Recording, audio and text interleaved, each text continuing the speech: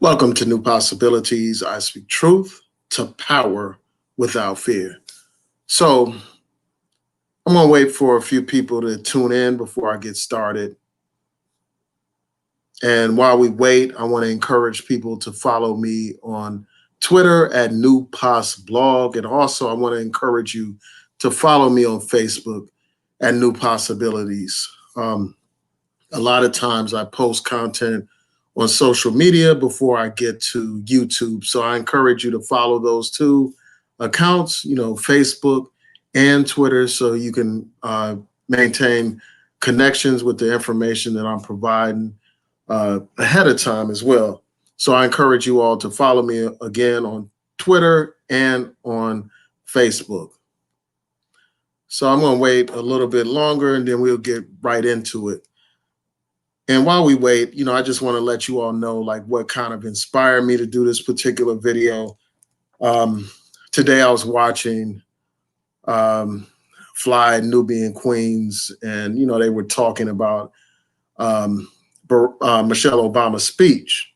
And as I listened to it, there were certain things that concerned me. I didn't listen to the whole broadcast. It's like over 2 hours long. I just listened to excerpts of it. And the little bit that I did hear just prompted me to do this video because, they were basically talking about the speech was an act of desperation and, we should be about demanding reparations and all that kind of stuff. And if they don't give us reparations, we shouldn't vote for them and all this and that. So I want to address that. And you all know that I did a video last night about the ADOS movement, and I shared some of my views about ADOS, and I provided a response to Yvette Carnell. And, Yvette Carnell's positions seem to be similar to this person that was speaking on Fly Nubian Queen. And I think the lady's name is Vicky. I don't know her last name. I can't remember her last name. But yeah, she was talking about the speech, and that prompted me to do this video. And then also, I was on Facebook and I saw that Tucker Carlson did, some commentary about Michelle Obama's speech as well, attacking Michelle Obama. So I just wanted to take time to briefly respond to, first of all, Michelle Obama's speech, tell you what I thought about it, and then just provide some brief responses to these people. First, I'm going to start with Tucker Carlson, and I may get into, Fly Nubian Queen's response to this speech as well, the little bit that I actually heard. So let's go ahead and get right into it. So, and also I want to let you all know that I will have a transcript of Michelle Obama's speech in a description box to this video so that you can read it for yourself and actually watch the speech for yourself and judge it for yourself. But I just want to highlight some of the key things that she said in this speech. Her speech stressed the urgency of the times. She was talking about the importance of voting. Now, one of the things that the Obamas have been criticized for, repeatedly while they were in office is not speaking out on racial issues, not dealing with the question of race. And in this speech, Michelle Obama dealt specifically with the issue of race.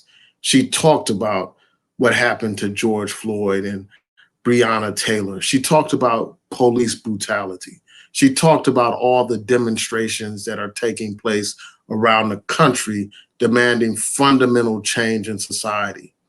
And, she was talking about this in the context of everything that's going on and just about, how urgent it is that we actually participate in this electoral process. She also addressed the question of all these people that call the police on Black people, calling the police and basically weaponizing the police against Black people. So that's something that she talked about. She also addressed the fact that we have an administration, in the Trump administration that is emboldening these white supremacists And while they embolden white supremacists, they want to label Black Lives Matter and other activists as terrorists, as enemies of the state. So, I mean, she is painting a picture so that people can understand just how important this election is. She talked about the state of the economy following this COVID pandemic. And she talked about the things that some of the things that Barack Obama accomplished during his presidency. Now, one of the things that I thought was very important that she raised was just her talking about Joe Biden and just about how he is not perfect, but she also talked about him as a person. She talked about issues that he would address as president. She talked about police brutality. She talked about gun control. She talked about health care and other very important issues that affect our community. She also basically pointed out how Donald Trump is not up to the job, how he's in over his head. And she talked about how being the president doesn't change who you are. It reveals who you really are. And that's been evident with Donald Trump. I mean, he's exposed his complete lack of character, his complete lack of any kind of self-respect. This man has exposed himself for the narcissist that he is, for the bigot that he is, and all that. So she talked about that. And, she stressed the importance of voting.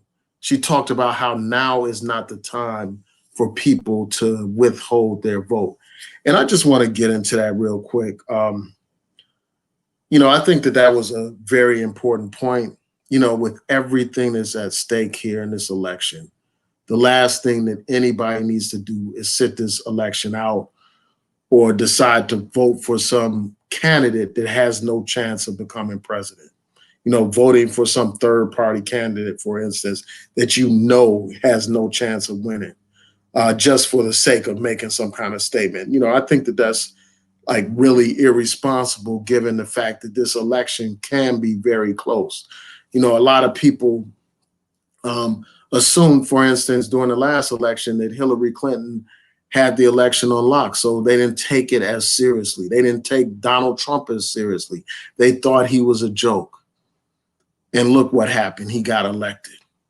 And, as I watch these political ads that Donald Trump has put out, and I encourage people to go to Donald Trump's page here on YouTube, and you can see all these ads that he has put out, ads that are going to be persuasive in certain parts of the country. There is a very real possibility that this guy can be reelected. And I think that would have a devastating impact on our community. And the fact that you have people actually talking about withholding their vote, to me, that's just reckless. To me, that's just straight up irresponsible. And it shows that you don't understand politics. It shows that you're not really concerned about the plight of Black people when you look at everything that's at stake. A lot of these people are saying, well, we're going to withhold the vote over this issue of reparations. We're going to withhold the vote until they cut us checks and all that stuff, spouting these ridiculous slogans.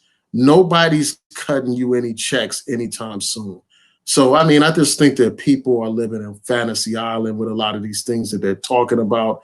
They know good and damn well any candidate that's running for president that's talking about, hey, I'm going to cut all these checks and pay out trillions of dollars for reparations. They know that it's going to be hard for such a candidate to win the presidency. As a presidential candidate, you have to appeal to a wide range of voters. Now, what I say is that we put pressure on these people. We continue to apply pressure on them with respect to this issue of reparations. There's already some traction in Congress. You have Sheila Jackson Lee moving ahead with H.R. 40, and we need to be behind her and supporting that effort instead of player hating and criticizing her and saying the bill doesn't have this, the bill doesn't have that. Let's move forward on what we do have. And a lot of times people aren't even focused on that. And one of the biggest problems is this, man. It's like we have to understand that there are more issues at stake than just reparations. Reparations is something that's, that I support fully, but I think it's a long-term thing. And I think that we have other issues that are very important to our community. And if we allow Trump to be reelected, then none of those issues will be addressed. None of the issues, like voting rights, for instance. This is a man that supports voter suppression. That's trying to suppress the election right now by, cutting back on, the post office's resources at a time when he knows that the post office is going to have to deliver a lot of these mail-in ballots.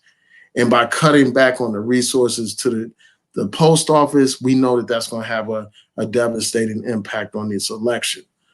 So there are all kinds of examples. And then just the fact that this man sympathizes with these white supremacists, this man, just based on that alone, like, people should understand the urgency of this election. They should understand what's at stake. And when you look at what's happening with the Republican National Convention, that should be a wake-up call. A few weeks ago, there was this couple that were standing outside of their house, and they were brandishing guns at Black Lives Matter protesters, at people that were protesting against police brutality. Now, that couple, they have been charged with various offenses from what I recall.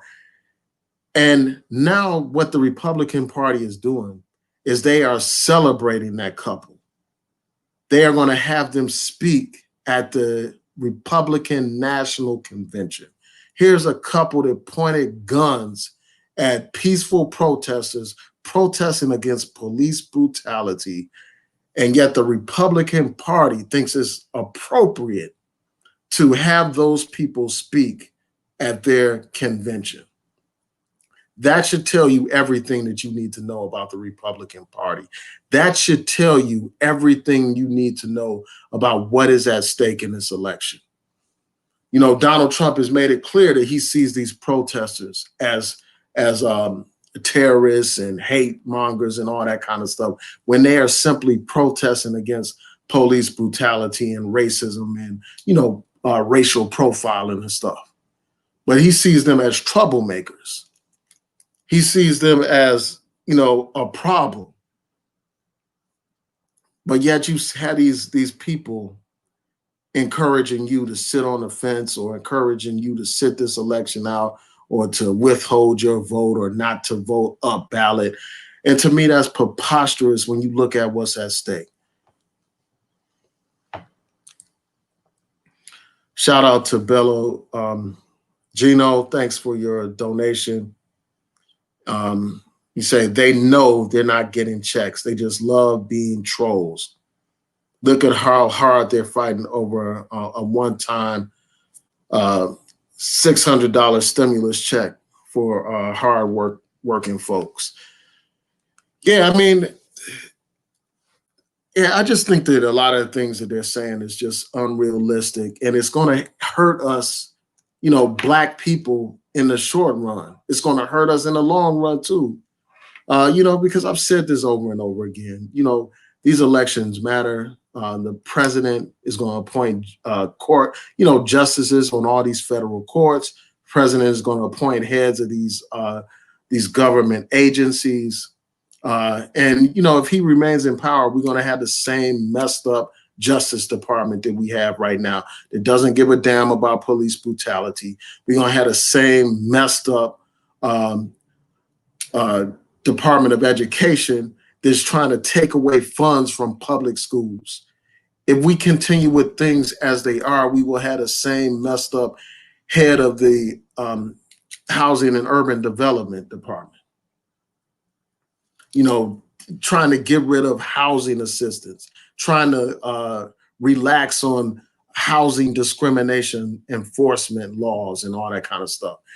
That's what we have to look forward to if we have Trump remain in office. But these people just are caught up with this rhetoric. They get on here, like that, you know, that lady from Fly Nubian Queen, like all overly emotional, yelling and screaming, you know, putting on a show, a performance for people, you know, literally banging a hammer and all that kind of stuff while performing for these people. You know, people being entertained by this foolishness. And as I said before, you know, part of me wonders if these people are not deliberately trying to help Donald Trump be elected. And, you know, it goes back to, you know, this ADOS movement. You know, the ADOS movement is very anti-immigrant, and Donald Trump is anti-immigrant. So it would make sense for them to try to keep Donald Trump in power because he supports their anti-immigrant agenda. And, you know, so that may be part of what's behind all this talk about just voting down ballot instead of voting for the president of the United States. So yeah, I just want people to understand like how important the times are. And what I'm going to do is play some audio from, you know, from Tucker Carlson and, you know, his response to Michelle Obama's speech. And then I'm going to provide my response to some of the things that he's saying. But I want to thank you all for tuning in before I go any further. And it's just odd that you would have these so-called Black Power people on the same side of the issue, essentially, as a Tucker Carlson. You know, he's highly critical of Michelle Obama, and then you got these fake Black Power people highly critical of Michelle Obama. When she gave a heartfelt speech about the state of affairs right now, when she gave a heartfelt speech about what's going on right now and about how important these elections are. Like how you, I mean, these people, you can't win with these people. You know, they always have something to criticize. You know, at first they say, well, hey, these people, you know, the Obamas don't speak out on race. Then when they speak out on race, you're talking about how desperate they are. You're talking about how desperate they are for Black voters and for votes, period. It's like, again, you can't win for losing with these people. So I'm going to go ahead and play this audio, and I will try to get to your comments tonight. Hopefully I'll have time. But I'm going to play this audio for you all so that you can hear this for yourself, where Tucker Carlson is trying to attack Michelle Obama for what she had to say. And I'm going to probably stop it in the middle and as I see fit to respond to some of the things that he said. Politicians used to try to convince you of things. The assumption was you were in charge. You were the voter, which is to say you were the boss. If they wanted the job, they had to win you over. It turned out to be a cumbersome process, so they've abandoned it now. Now they just browbeat you into accepting their program. If you don't like their program, it's your fault. You're the bad guy. You're immoral. Michelle Obama could teach a master's class in this mode of communication. Last night, she delivered a taped address from her $11 million estate on Martha's Vineyard. Michelle Obama, it's fair to say, has done pretty well for herself. See, and that's one thing that I want to address. Like these people, like these conservatives, you know, one of the first things they do is they attack people based on their status in life, like because they're successful.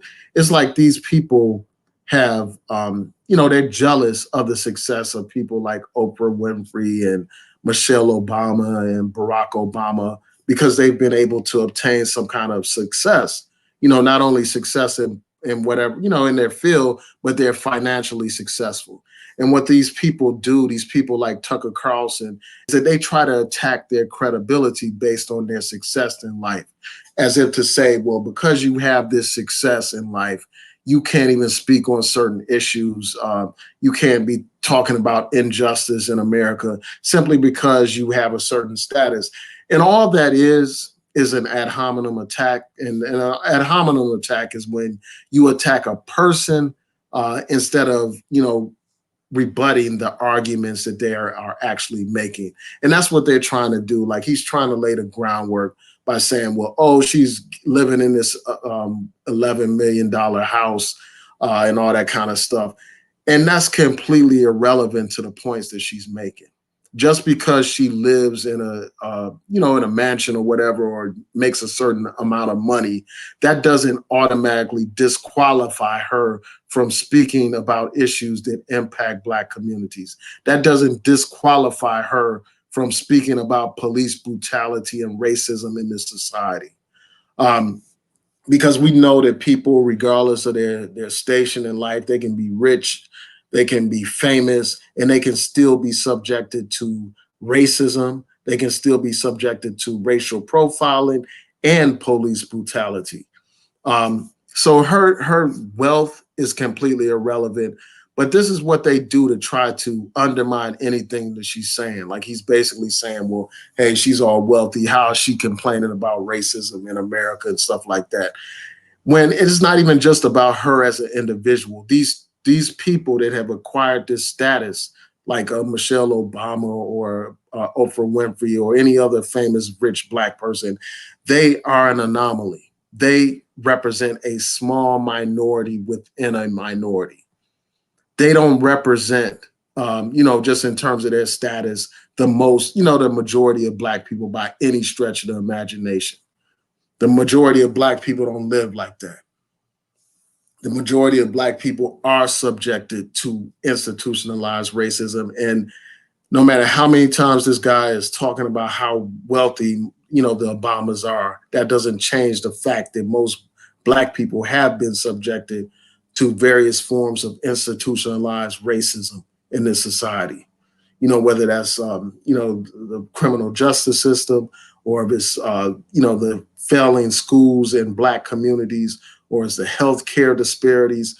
All of these issues impact our lives in a way that's, a manifestation of institutionalized racism. So I'm going to play the rest of this and continue on. But what she wanted you to know last night was that she is still a victim, she and everyone who looks like her. So shut up and accept her dominion over you. Watch.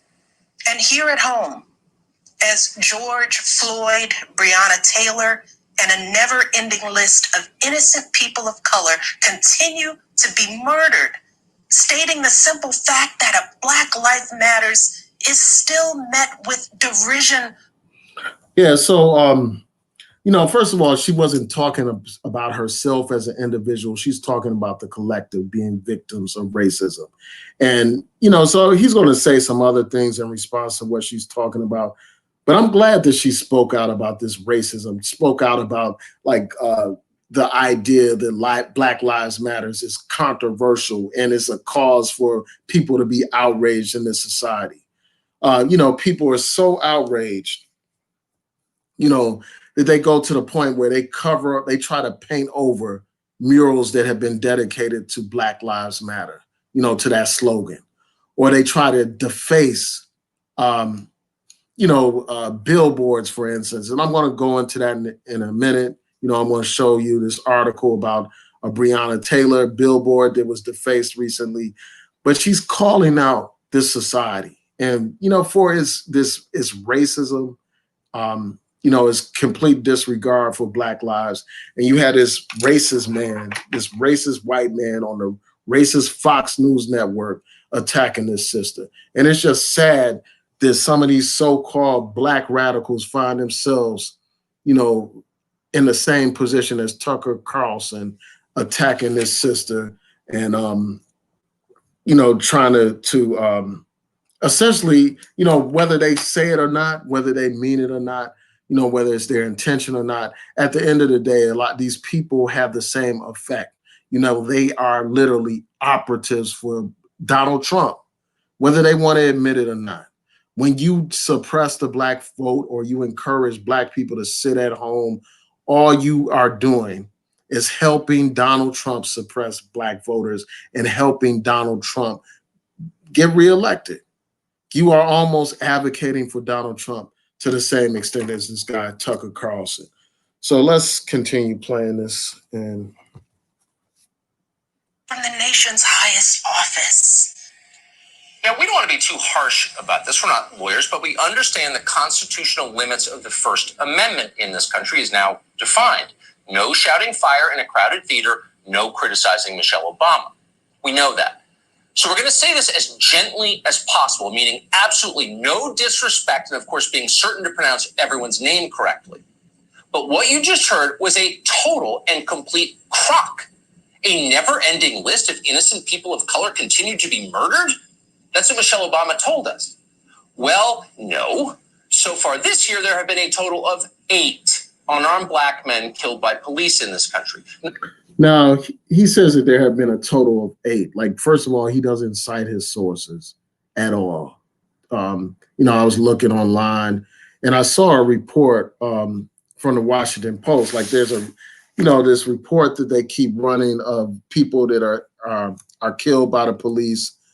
And it seems like his numbers are way off with that.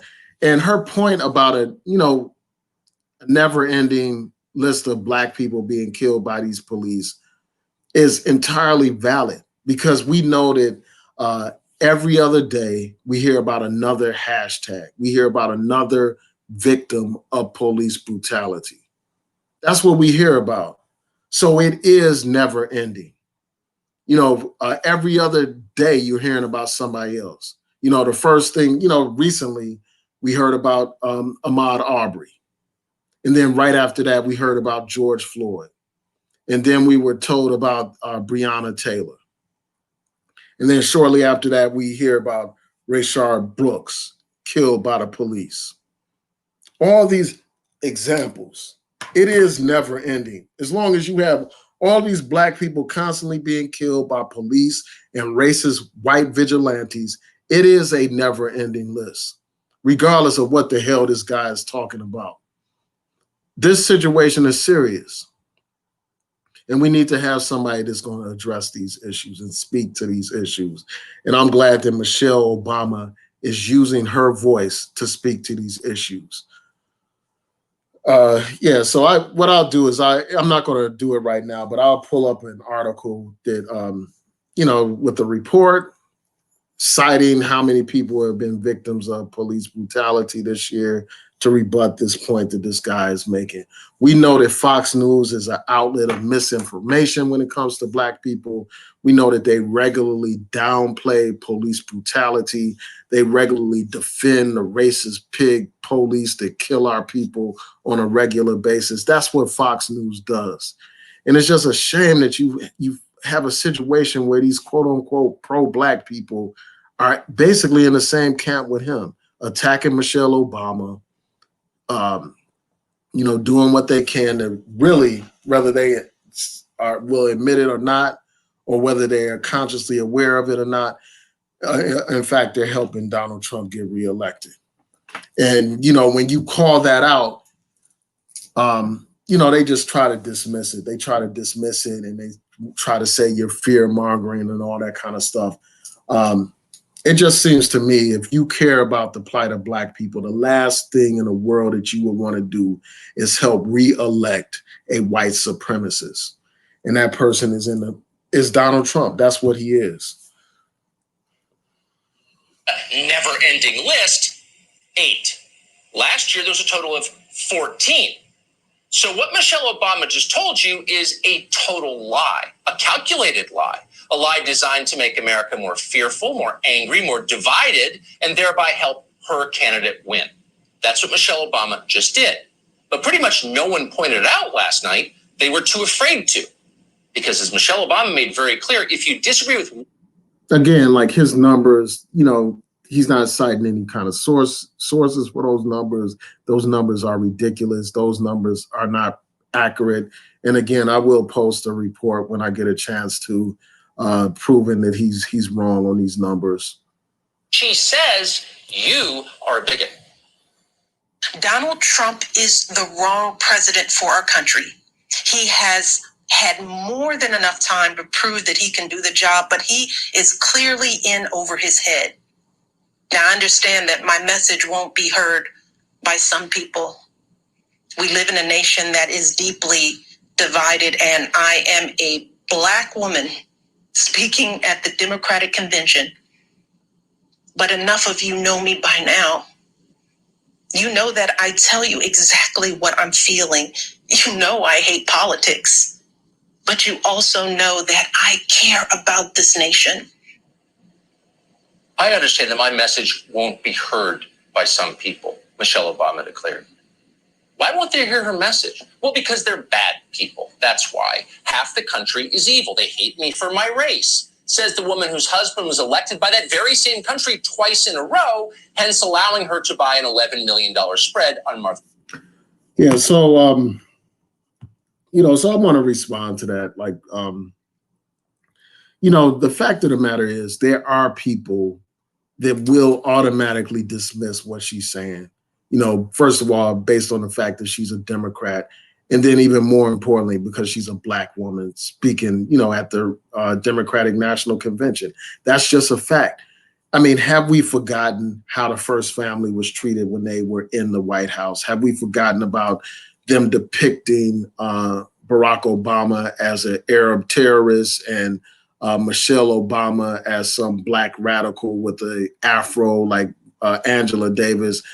Have we forgotten that they depicted the Obama family as a family of chimpanzees and that they had images of Obama as a witch doctor? Have we forgotten all this stuff? Have we forgotten all that racism? All those images depicting Obama as a monkey and stuff like that. Have we forgotten about that hostility? So yes, there are people that will dismiss Michelle Obama just because she's a Black woman, just because she's a Black woman speaking about race issues and stuff like that. There are plenty of people that would dismiss her, and Tucker Carlson is such a person. She's right to call these people out for their racism. And that's just a fact. It's just a fact that these people look at her that way. They got all kinds of pictures from these right-wing people depicting her as a chimpanzee. They got pictures where they do a side-by-side comparison of her to a chimpanzee. And then you got some of these ridiculous right-wing fanatic idiots that try to say that she's not even a woman and stuff like that. These people are despicable, and she's right to call them out for it, to call them out for their racism. And every time you call these people what they are, they want to pretend like, oh, it's not really an issue. And then he goes back to the point about Obama being reelected twice. First of all, and then about that house and stuff like that. Again, that's individualizing a problem that is a collective problem. It's not about some token individuals that are living an exceptional life. It's about the plight of the majority of Black people. That's what we're talking about. And then, the fact that some white people vote, that Obama managed to win an election, that ignores the racial animosity that his election sparked. I mean, how many of you remember the racist Tea Party that, talked about, they were like inspired by their fear of seeing this Black family in the White House. They talked about white genocide and all that kind of stuff after Obama was elected. They talked about these things. They used all those racist images that I just described a few minutes ago when they held their demonstrations against Barack Obama and, in the first family. So even though Obama was reelected, there was still great racial animosity in the society, hatred, a backlash to his election. And the election of Donald Trump was, the ultimate manifestation of that racial animus and hostility towards the first Black president and the first Black family in the White House. So let me continue playing this. From which she lectures the plebes.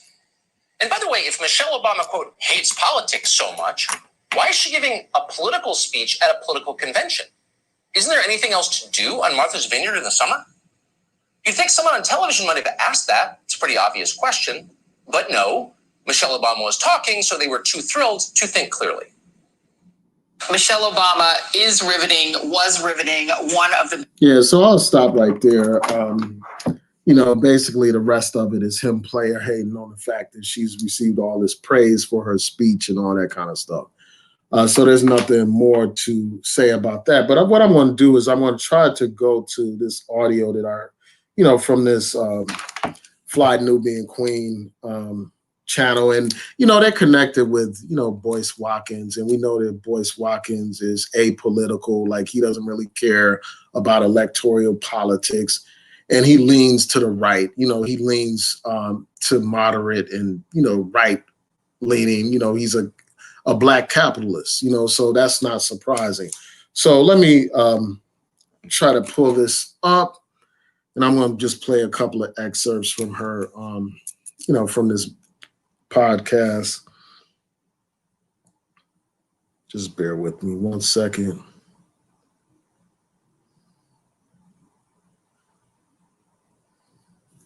So just bear with me. I'm going to cut off my camera for a minute and my audio so that I can find the right clip. It shouldn't take long.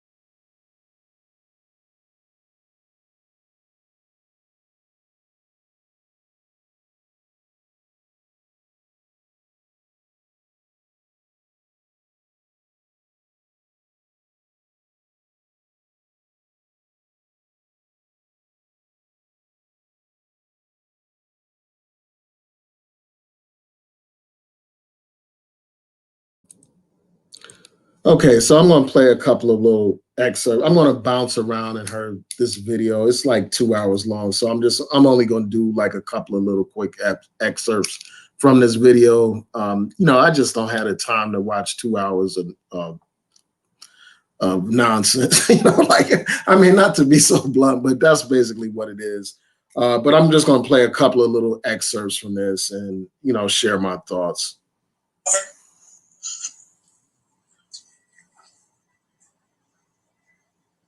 Just bear with me a second. Thank you so much. On the count of three. Thank you so much. On the count of three. On the count of three. For those of you that haven't, please hit that thumbs up button.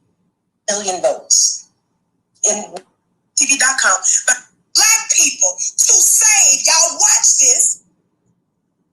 All of the pressure, all of the heavy lifting.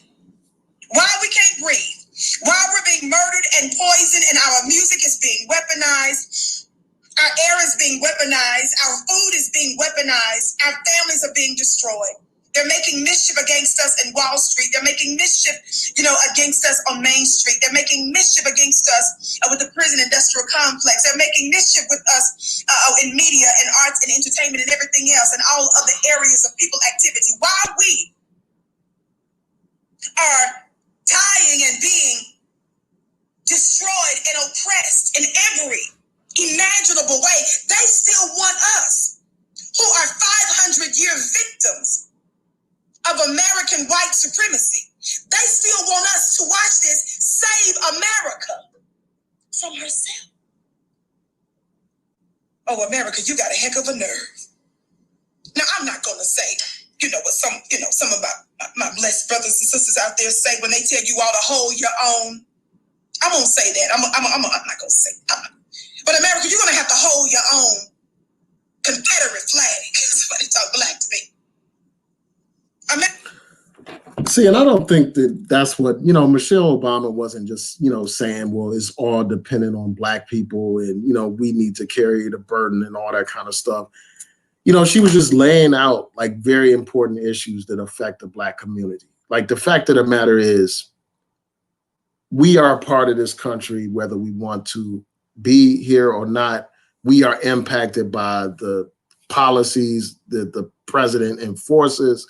We're impacted by the laws that are passed in this country. So we can't afford to act like we're outside of this country, like we're not affected by things that happen. So it is very important for us to participate in the electoral process. We can't afford to sit this election out. So I'm going to try to skip around to see, you know, some of her other points. So just bear with me a second. I'm going to do like one more and then, you know, we'll wrap it up. So just hold on 1 second.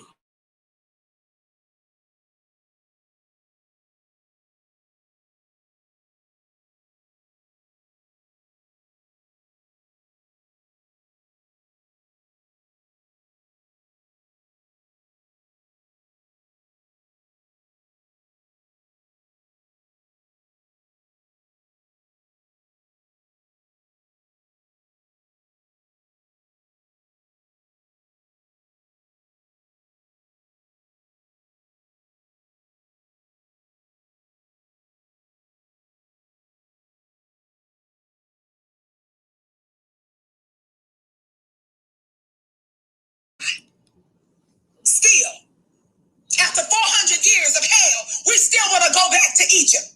You start to fight with the people that say there's a better land for us to build together. And so you all still prefer to uphold and to work with and to work for Egypt.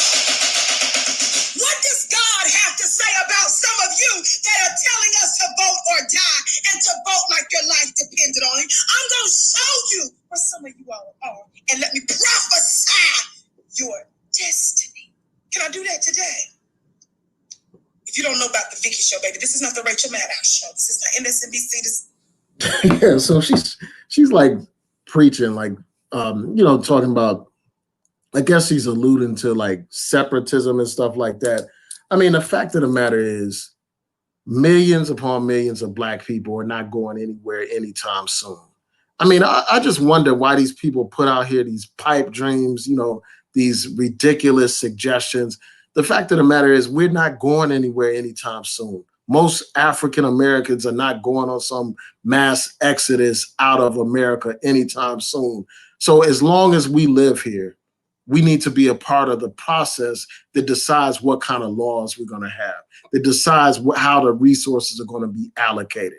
I just think that it's absolutely absurd for people to pretend like this process, the political process, doesn't matter to us, that it, is something that the white folks do. That it's a white thing or something like that. And that's essentially what she's suggesting. She's suggesting that we shouldn't be concerned about, she sees it as Egypt, like you fighting for certain rights in this country and all that kind of stuff, or, participating in the electoral process. She's equating that with like the children of Israel trying to return to Egypt and stuff like that when they were quote unquote liberated. And I just find it interesting, like how she does her live streams, and anybody can do their live streams how they want to, but it's like interesting. It's like she's trying to be some kind of pastor, citing all these scriptures and all that kind of stuff. But anyway, I'm going to play this last excerpt and then we're going to close out. I want to thank you all for tuning in. I will get to your comments in a second, right after I play this last bit of excerpt. And again, this is a 2-hour video. You all can watch it for yourself. It's entitled Michelle Obama's Desperate Plea to Save America by Voting.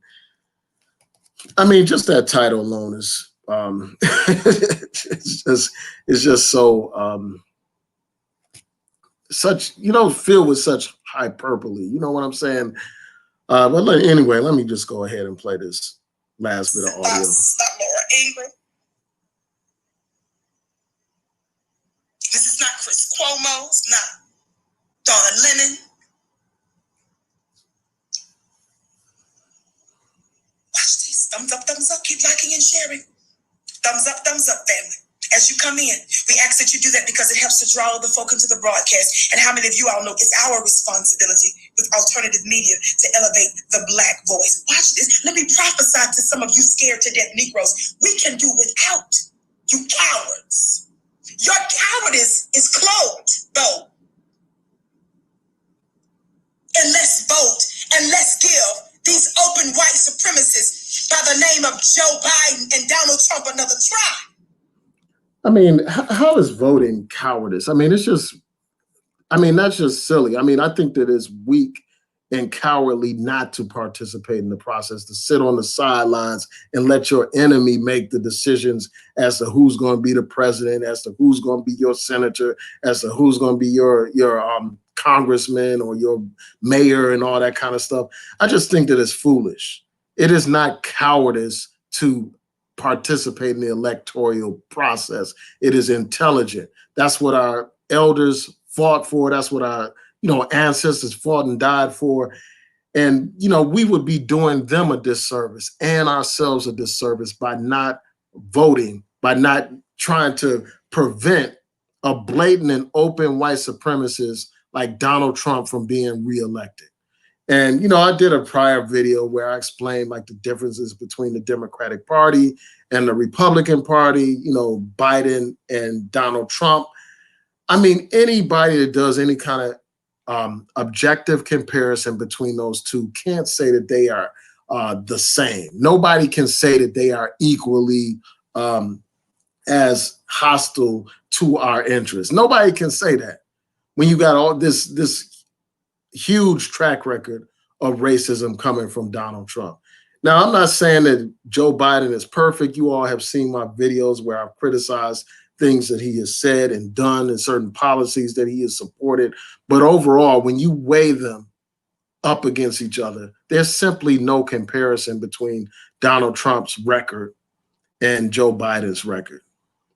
It's no comparison. And for this woman to suggest that they both are equally evil and equally white supremacists, it's just an exaggeration, an extreme exaggeration at that. When something doesn't work for 400 years, when something doesn't work, the system and the way America's operated since before was America, before America was officially formed as America, intelligent people, after 400 plus years, say, you know what? When people show you who they are, we about to believe you. So, I mean, this notion, I mean, this racism has been a part of this country, you know, since its inception. But let's not pretend like this country hasn't changed as a result of our struggle. Let's not pretend like we're still living under slavery and bondage. I mean, we are not living in, you know, in a condition of slavery today where we don't have any kind of rights, where we're chattel property, where we can be bought and sold and our families ripped apart and we're beaten with whips and all that kind of stuff. We have made substantial progress. And for somebody to suggest that we're in the same state and, you know, there hasn't been any kind of change for 400 years and blah, blah, blah, you know, I just think that that's an exaggeration. You know, and I understand like how people use certain rhetoric, but I mean, you can't even say that reasonably, given, you know, the fact that you have, you know, large numbers of Black elected officials in every branch of government on the local level, state level, and federal level. You can't talk about how, you know, suggest that we haven't made any progress or, you know, we've been in the same particular state for 400 years. You can't even say that reasonably when you compare just the rate of poverty to the rate of poverty before the passage of civil rights legislation, when you compare the number of Black people that have higher degrees. You can't suggest that there hasn't been any change. And a lot of that change, you know, despite what she is saying, is a direct result of, you know, several things. You know, as a result of litigation, it's a result of Black people gaining the right to vote. When Black people gained the right to vote, they were able to get more political power and elect representatives that reflected their interests. And that was able to, you know, create some kind of progress for Black people. So her suggestion that voting doesn't matter is absurd, because it's through voting that we were able to get certain important civil rights laws passed that we take for granted. You know, whether it's things like voting rights, whether it's things like, you know, housing laws that prevent people from discriminating against African Americans, all kinds of laws that we were able to get passed through the electoral process. Focusing on your nature, it's about time for us to build for ourselves. See, intelligent people draw those conclusions, but let me prophesy to some of you. Those of you that are telling us to keep holding on to a system and that we don't have any choice, the children of Israel, when they were delivered, even though Pharaoh let him go, he had a change of heart after he had already said, okay, let him go. And so he and his army, what? They came after him, right? But there was a Red Sea in front of the children of Israel. Am I lying, family? There was a Red Sea. There was a block. They only had two options. She's banging on this. She got this, like, this hammer, you know, like the hammer you have in court, and the, you know, banging on the hammer. That's what you hear. That's the noise that you keep hearing, for those of you who don't know. She's going to make one point about this voting thing, and then we'll wrap this up. So just bear with me. It won't take much longer. They were going to go back to bondage, or they were going to go forward, but they were scared to death to go forward. They were trying to see, how are we going to make it going forward when there is this big ocean, this big body of water that's in the way? Y'all talk Black to me. Y'all talk black to me.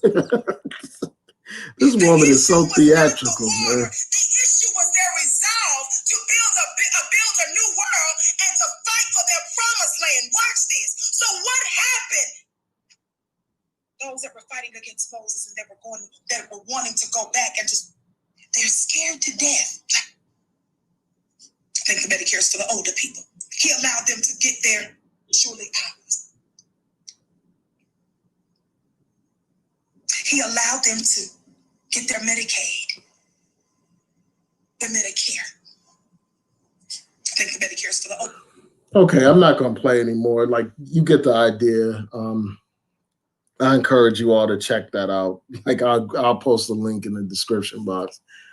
But it's so much stuff in there, and that's 2 hours long, so I'm not going to go through it anymore. But you get the idea. Like, she's basically saying that Michelle Obama is desperate, and she's trying to get black people to vote to save America and all that kind of stuff. I mean, it's not about, quote unquote, saving America, even though that's the rhetoric that Michelle Obama talked about. It's about saving ourselves. It's about promoting our interests as a people. And re-electing Donald Trump is not going to promote our interests. It's going to undermine our interests. So I'm going to go through your comments real quick. Thank you for tuning in. Again, shout out to Bella. Thank you for your donation. I appreciate it.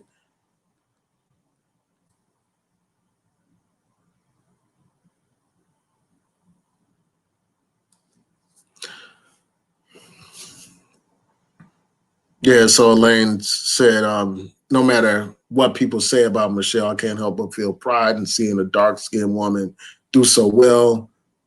I believe she wants to do right. Yeah, I do too. Like, she was speaking from a place of, she seemed to be really sincere when she was speaking. You know, like, you can tell that her emotions were connected to what she was saying. Like, unlike this woman, like this, you know, Vicky, whatever her name is, like, she seems like she's putting on a show for people. Like, she seems like, you know, like when you see somebody overacting, you know, when they're not a, you know, a great actor, they, you know, are all animated and overly dramatic. That's how she comes across. But that's a whole nother story. I'm gonna quit talking about that lady, but you get the idea of what I'm saying. And I just think this, you know, and in this video, like, I'm not going to skip around and try to find the section, but she was talking about, like, if you don't cut the checks and stuff like that, you can't count on our vote. Like, if you're not pushing reparations. And again, you know, I just think that it's silly to be focused on one sole issue when we got all these other issues that impact us.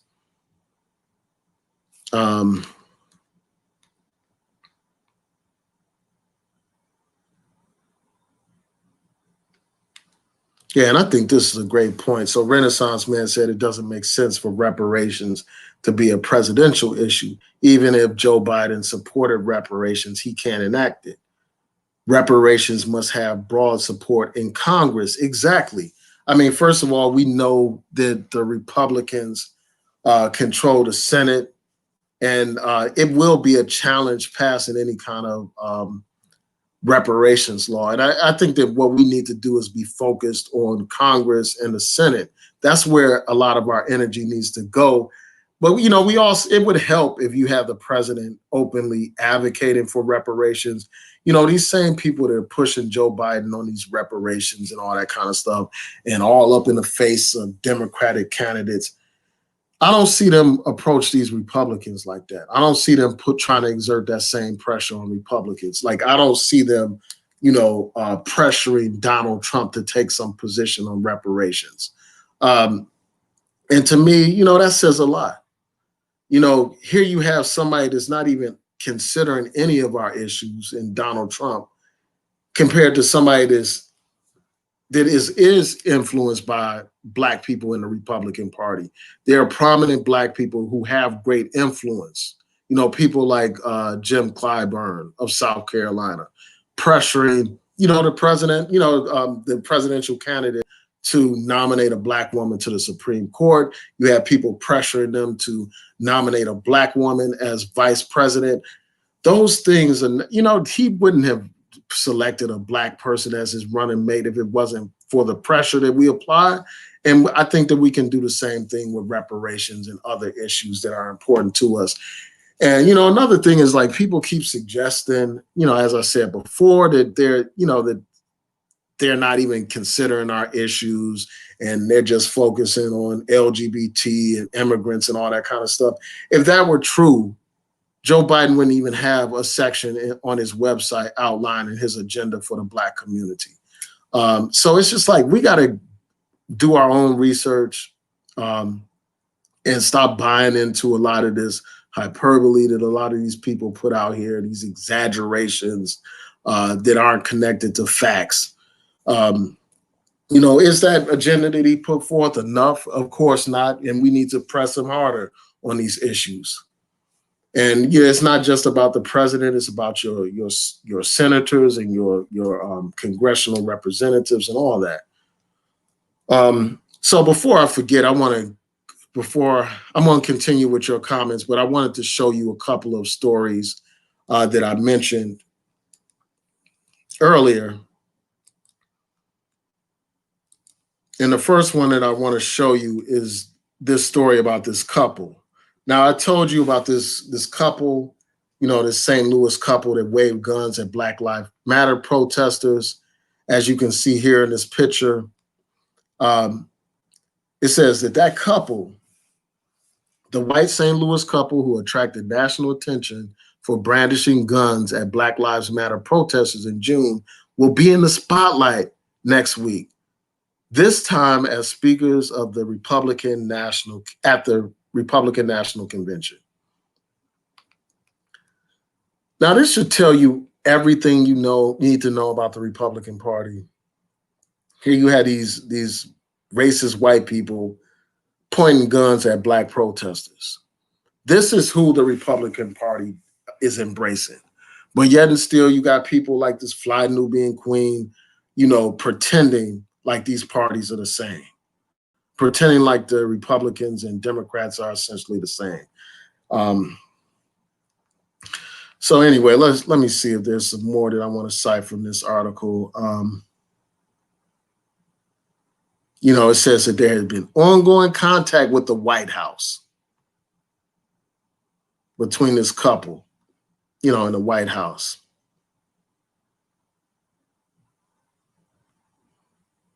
And it talked about how President Trump retweeted an ABC News video without comment showing, the man holding the rifle and the woman holding the silver pistol, making a point.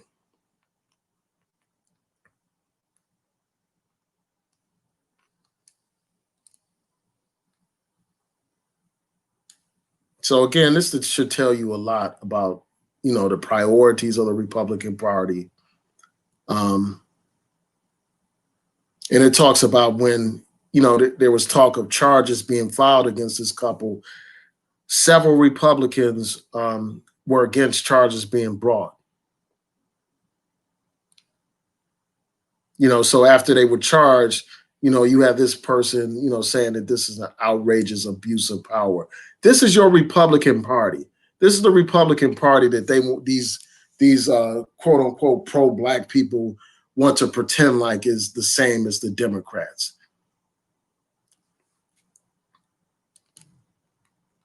And, I know for a fact that these people wouldn't be invited to speak if it wasn't for Donald Trump. This is the man you want to give a chance to be reelected by sitting out this election. So let me show you this other article. I was talking earlier about Michelle Obama, mentioning the protest and Breonna Taylor and stuff like that. This is the climate in which we live. You have this picture of Breonna Taylor, these billboards that, Oprah Winfrey put out all around the area in Louisville, Kentucky. And you have this one right here, this defaced. You have this thing of red paint on the face of Breonna Taylor resembling a gunshot wound. And we know what happened to Breonna Taylor. The police invaded her house. they did not announce themselves according to the occupant in the house, the man that was at the house. They proceeded to break into this house unannounced, in plain clothes. And of course, if somebody breaks in your house in the middle of the night and you have a legal firearm, you're going to use that firearm. And that's what her boyfriend did. He fired shots at these people that were invading his home. And what ended up happening is those police officers end up shooting Breonna Taylor multiple times, and no charges have been brought. And because of that, Oprah Winfrey has been calling on action to be taken.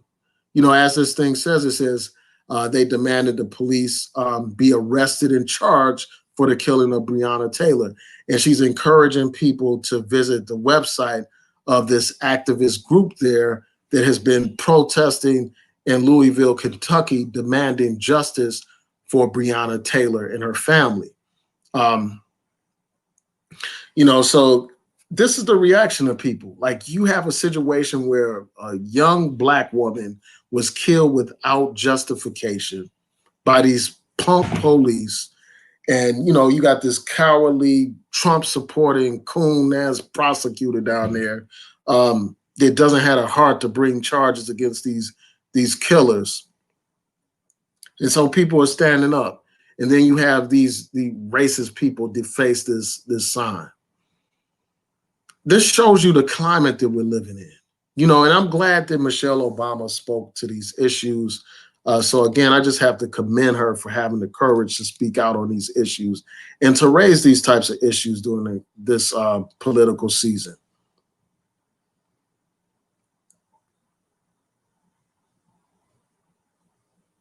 Yeah, so I'm going to continue going through your comments. Yeah, so this is a great point. So Elaine Lloyd says Black people act like the only issue affecting Black people is reparations. Like we don't have all these other issues like economic inequality, mass incarceration, police brutality. Trump has made clear he don't give a damn about any of those issues, but at least Joe Biden has an agenda addressing many of those issues that are important to our community. But people want to act like that agenda doesn't exist. So let's see.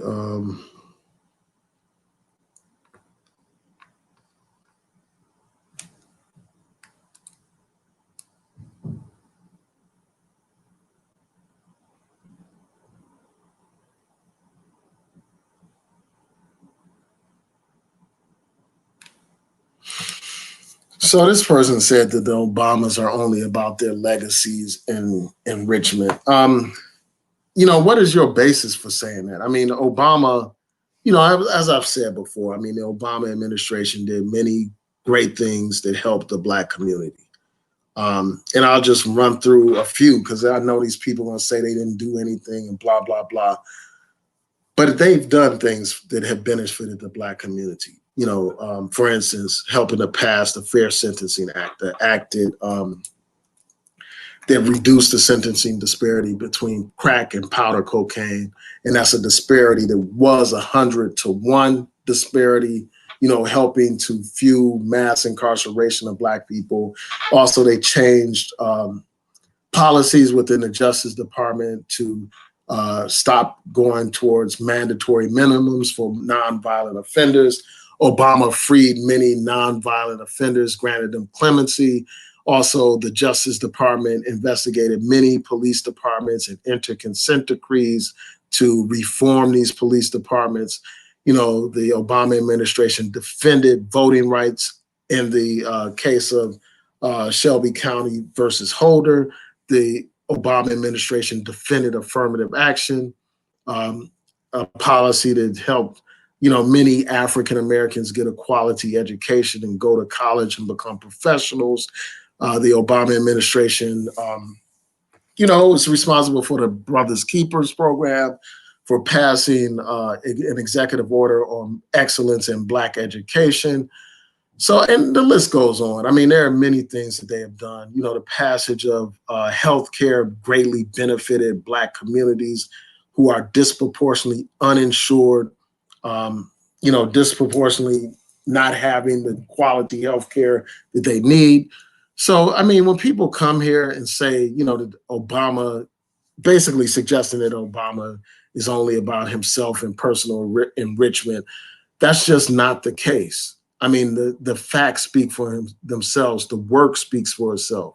You know, that legacy speaks for itself of doing things that help the Black community. Are they perfect? Of course not. But they did many things that benefited the Black community. It wasn't just about personal enrichment.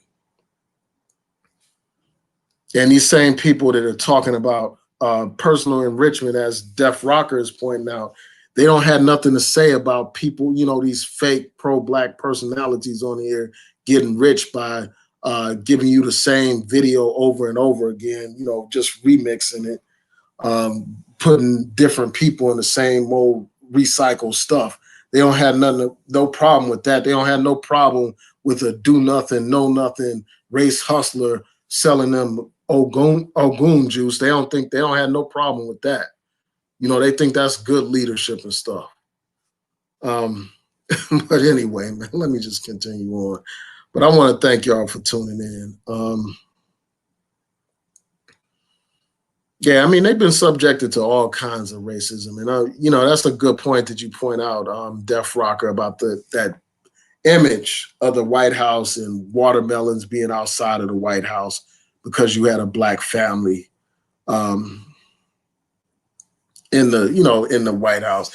You know, and nobody, like I see Elaine talking about, I think it's wrong to act like Biden is a white knight in shining armor.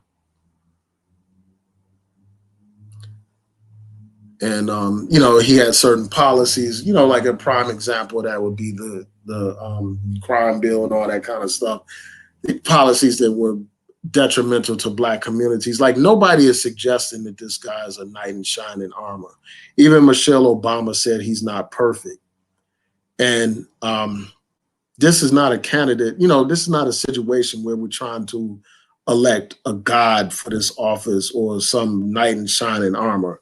This is about the choices that we have. We have two choices. We got Democrats and Republicans in this election. Now, you got all these, you know, independent candidates you may have in this race, but, you know, they have zero chance of being elected. So we have two real choices to choose between. And as far as I'm concerned, I'm looking for who's going to, you know, I'm looking for a couple of things. Whose agenda is more in line with ours? I'm also looking at what kind of harm they can potentially do if elected. And we see the harm that Donald Trump has done. So it's just that simple. It's not about looking for, you know, the perfect candidate or suggesting that Joe Biden is perfect or he's some great candidate or something like that. You all know where I stand. You know that I'm not a Joe Biden supporter. I mean, you all saw the prior videos that I did on him. So I'm not a fan of his at all. But it is what it is. These are our choices. And, you know, and I'm just encouraging people to be logical instead of emotional and make a calculated decision. And this probably will be one of my last videos where I address this politics stuff. Like, I'm really exhausted trying to, like, explain to people, like, why it's important to vote. Like, I think that if people don't get it by now, they never will. I just think that there's way too much at stake for us to sit this out. You know, our lives are literally on the line. And, you know, this is something that we need to vote on, like our lives depend on it, because our lives literally do depend on it. Especially when you have, I mean, all you have to do is look at COVID-19, all those hundreds of thousands of, you know, over 100,000 people have died, 160 plus thousand have died. Many of them are disproportionately Black. And that's a direct result of failed policies of this Trump administration. Our lives are literally on the line. And we need to vote realizing that our lives are on the line, as Michelle Obama pointed out. Yeah, so Dave Bowman said that the Democrats are going to lose. And that's a real possibility, man. I'm not going to downplay that possibility. I mean, especially when I see the way so many of, even though, like, I'll be clear on this. Like, somebody sent me this graphic and they were showing like what percentage of Black people vote for Democrats versus other groups of people. And we by far vote overwhelmingly for the Democrats. So I don't think if this election goes one way or the other, that is solely, our responsibility, given the fact that we are, so loyal to the Democrats. Like, but you had these other groups that are literally split in half, like, white communities and even some Latino communities. But, when I look at like just the attitude that a lot of Black people, particularly younger Black people, have about this election, I don't know how it's going to turn out, because we know that if a Democratic candidate doesn't have the support of the Black community, it's going to be highly unlikely for them to be elected president. And, what that end up meaning is 4 more years for Donald Trump. And some of these people, literally were popping bottles when Donald Trump was elected before. Literally popping bottles. These same people criticized Obama all day and night when he was in office. But these people are conveniently silent now. They direct all their criticism at other Black people. They direct all their criticism at, Black immigrants and stuff like that.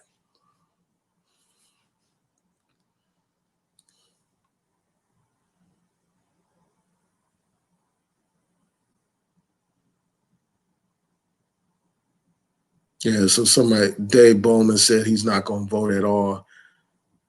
I mean, you have every right not to vote, but, I think that that's a waste. I think that all that does is help Donald Trump.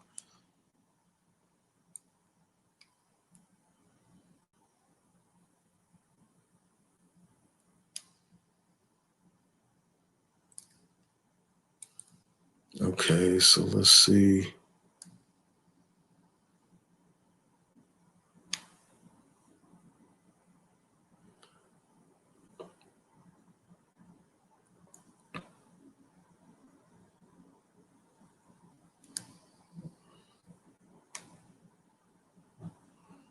Just bear with me. I'm looking through your comments.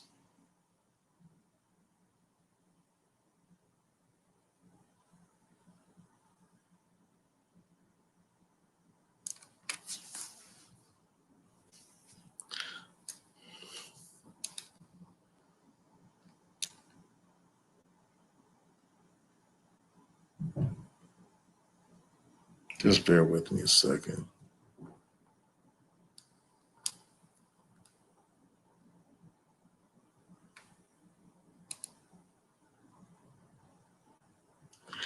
Yeah, so people keep talking about this crime. I mean, that's not new information. Like, I know that. Like, I've done videos about his support for the crime bill and stuff like that. And at this point, it's about like what kind of policies you have to address the problems created by the crime bill. We can look back and say, yeah, you shouldn't have passed the crime bill. And that's one of the points that Donald Trump is trying to use during this campaign, to say Joe Biden passed the crime bill and all that kind of stuff. But yet and still, Donald Trump is running on law and order. This man is running on attacking the protesters and all that kind of stuff. And like many people, I'm not going to defend, the decision to, support that crime bill. I think that was a horrible mistake. And I think that during the primaries, I wish that one of the other candidates would have won. I wish another candidate would have won. And even though, like, Bernie Sanders, for instance, voted for the crime bill, he did speak out against it. He did, talk about the issues and raise questions about it. Whereas Joe Biden was out there pushing it heavy. you know, saying that it was his crime bill and all that kind of stuff. And that's a huge problem. And that problem will hurt him, unfortunately, in this election. But I think that, you know, what's going on today is very important. You know, that's what I'm focused on, you know, when it comes to this election and what's going to happen tomorrow.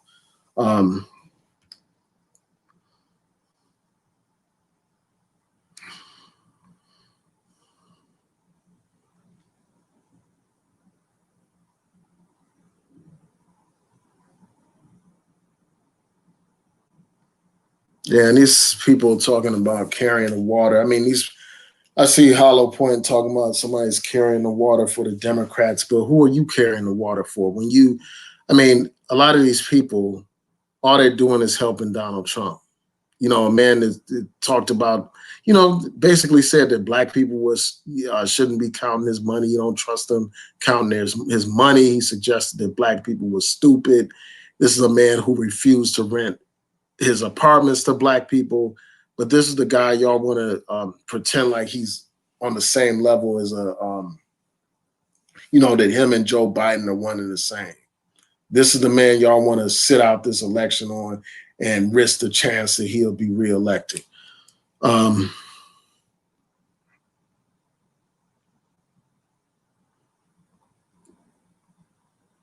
Yeah, so I want to thank y'all for tuning in. It's getting kind of late, so I'm not going to have time to go through all of your comments. Let me just see if there's some more that I want to touch on before I close out.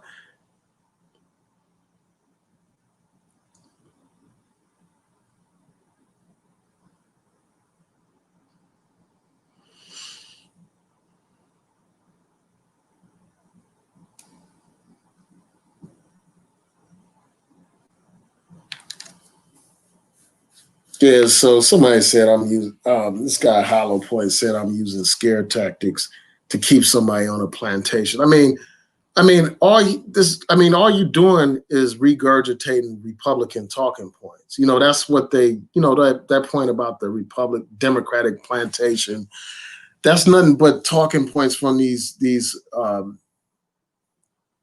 Republican coons, you know, these Republican conservatives. That's what they always say, talk about some Democratic plantation. I mean, I have explained like the fundamental differences between these parties. And it's like, if somebody at this late day with all this information is available, think that it's being on a plantation when you are voting for a party that has supported your issues like voting rights and affirmative action and police reform. And then you have another party that's attacking those things, but yet and still you want to see voting for the party that supports your issues more than the other party as staying on a plantation. I mean, that's your right to view it that way, but I think that doesn't make any kind of sense at all. I think it's ridiculous for somebody to view things that way, especially when you got a Republican Party. I mean, I just showed you they're having that racist couple speak at their convention, a couple that pointed guns at black folks, but you see it as staying on a plantation to vote for the opposition. And I just don't, that makes zero sense to me. And it just shows you the flawed logic of these people, man. Voting for a party that's trying to gutted the Voting Rights Act. That's the party you want to vote for, or that's the party you want to continue, you know, pretend like is morally equivalent to the Democratic Party, or, you know, like suggest that the Democrats are on that same level when it's the Republicans attacking voting rights, affirmative action, you know, supporting quote unquote law and order, which is nothing but police brutality and racial profiling. I mean, have you all forgotten that it was Donald Trump who supported stop and frisk in New York City, a system where thousands of innocent black people were stopped and harassed and searched by police simply because of what neighborhood they live in and the color of their skin. And that whole practice was found to be unconstitutional and discriminatory, but yet and still Donald Trump still supports, you know, stop and frisk. And you want to pretend like voting against that is staying on a plantation. I mean, my question is like, what the hell is wrong with you? Like, what kind of logic is that?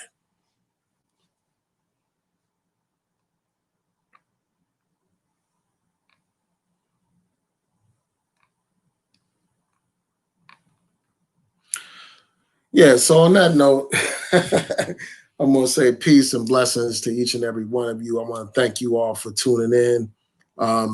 Please rate, comment, subscribe, like the video, share the video, hit that notification bell so that you'll know when I post new content on here. Peace and blessings, everyone. Have a great evening.